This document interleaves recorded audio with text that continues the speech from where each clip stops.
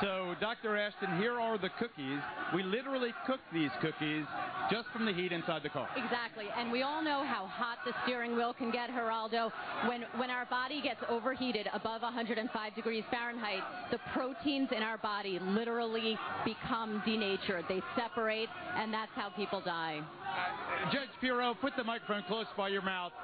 Should this mother have been given a free pass, as she has been by the authorities? Absolutely not, Geraldo. And the truth is that she left this child alone in the car before other mothers whose children suffer far less damage or injury have been prosecuted. There's no excuse because she cried. A lot of women cry. That is absolutely an injustice. Okay. Let me do an update now on the death of an immigrant worker up in Mount Kisco, New York. You might recall that a guy with a criminal record who had been in trouble a lot, who'd been in and out of the drunk tank, was found dead. A 42-year-old homeless illegal immigrant from Guatemala named Rene Perez. Now, you called on the cops to solve the killing of Perez and the other immigrants who have died in that area over the past few years. Now a cop has been charged with involuntary manslaughter. Are you satisfied that justice has been done?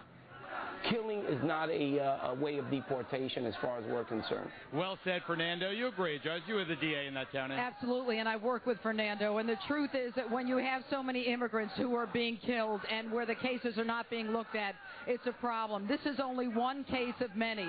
And this is a case where there clearly was a paper trail. Everyone knew who picked him up. It took far too long to indict this police officer, which I think is indicative of some of the problems going on there now. Okay. If we didn't have a tape... There's no disagreement at all. Absolutely you agree. not. We're all on the same page. Deport them if they're criminals.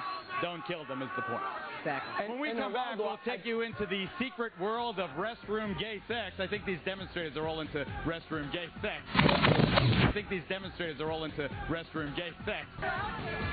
Welcome back, everybody. We've been surrounded by an activist, radical, I don't know, communist group. I don't know who the hell they are. But let me go on to our planned program. First, he said he was going to step down after allegedly approaching an undercover cop for sex in an airport bathroom. Then Senator Larry Craig of Idaho, insisting that he's not gay, said he was not sure he would resign and that he would fight to have his guilty plea overturned. Now it seems like he's going to resign after all to spare his party and the people of Idaho any more distraction.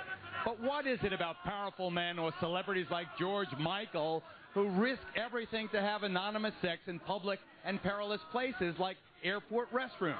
Lori Dew checked into the men's room to find out. So, Lori, the odds are of this happening by chance pretty low. Extremely low. I think the sad part about all this is that Larry Craig had to go to a public place. If it's true, if he is gay, he had to go to a public place. And that's the shame of homosexuality in this country right today. At least the shame that the Republican Party puts on it. Joining us now, Deputy Chief of the Bergen County, New Jersey Sheriff's Office, Brian Reich, who up until 8 months ago engaged in sex things with the Bergen County Sex Crimes Unit. So how obvious are these guys? I mean, what the senator did, is this in keeping with the way the MO, they pick up guys in public restrooms? They're extremely they're extremely nefarious about what they do. They go in, they don't talk a lot, they tap their feet, they cough. They look over this stall to see if anybody else is there, and the sad thing is this runs the gamut of socioeconomics. It's poor, it's rich, it's black, it's white, it's powerful, not powerful, and we were in there in 1 hour in a particular location. We got over 10 individuals, and there were just revolving doors, these places, absolute revolving doors. I want to bring in our resident psychologist, Dr. Visoria Zadra. Come on here. Why do men risk so much to do something like that? Well, sexual urges are extremely powerful primal urges. And what happens, this kind of anonymous sex causes extreme adrenaline rush, which is a very high experience. And so this is more powerful than anything else, more important than anything else at that particular moment. Okay. As this group of misfits behind me continue their chanting, "Oh, I wish I could go talk to them. Oh, I wish I could go talk to them."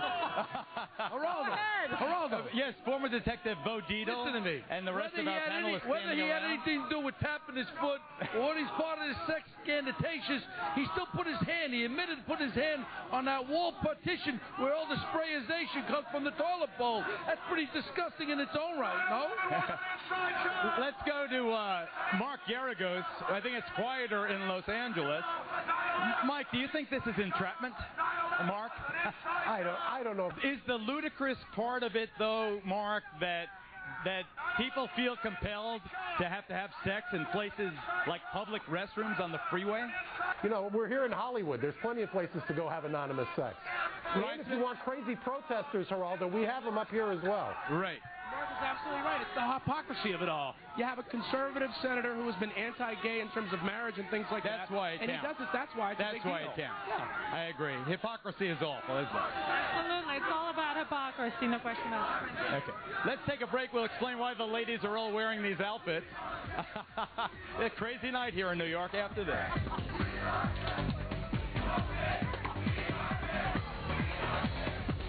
Live, all hell is breaking loose on 6th Avenue. You need a permit to protest or demonstrate here in New York, but this anarchist group came forward. They really are one of the least attractive groups of demonstrators I've ever seen. One of the leaders, I guess, if violence breaks out, don't worry, we can handle it. Our Fox News team can take this bunch of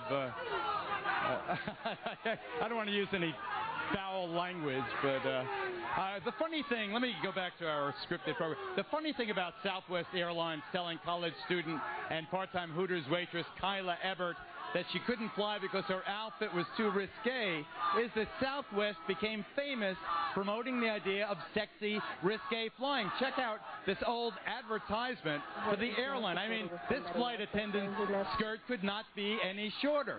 Kyla joins me now in her infamous outfit. I must say, it's a lot more modest than the one that Southwest used in its ad. And in support of Kyla, our team has dressed similarly. So did you realize that you're going to get caught in such a controversy? Never. I never imagined that this outfit would get me noticed for anything other than it's a very cute outfit. And when they told you to leave the aircraft, could you believe what was happening? No, and initially I wasn't told it was because of my outfit. I couldn't imagine what they would be pulling me off the aircraft for. Was it a passenger, a fellow passenger who complained about you? No, it was a Southwest employee who felt that my outfit was obscene and was offending other people. But realistically, it doesn't look obscene. What was going on? Realistically, I don't know what happened. I was told to change. I had nothing to change into. I was told to buy a change of clothes from the gift shop. I refused. After 15 minutes of holding up the airplane, I wrapped myself in a blanket and at that point was able to fly to Tucson. Is there a lawsuit here, Judge? Well, there may be for anything, but the question is, what are the damages? And I give you credit. You didn't get off the plane. You insisted on staying on. And there is no dress code for Southwest Airlines, so how could they try to impose one? It was capricious. It was arbitrary. And I think she certainly has some intentional infliction of emotional distress. And Dr. Z, a lot of times your outfits are provocative in some ways, some obvious ways. Now, how do you deal with people who may be offended, as long as they don't mess with you and your right to fly or whatever? Well, this is why we live in a free country. We are free to wear what we want to wear as long as it's not offensive. There's nothing offensive, in the outfit like this or what I'm wearing.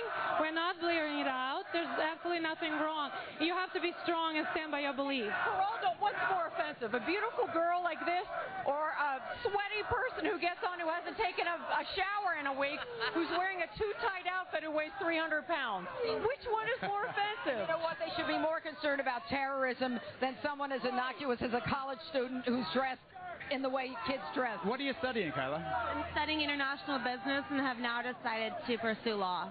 Okay. Are you going to stick out with your job at Hooters?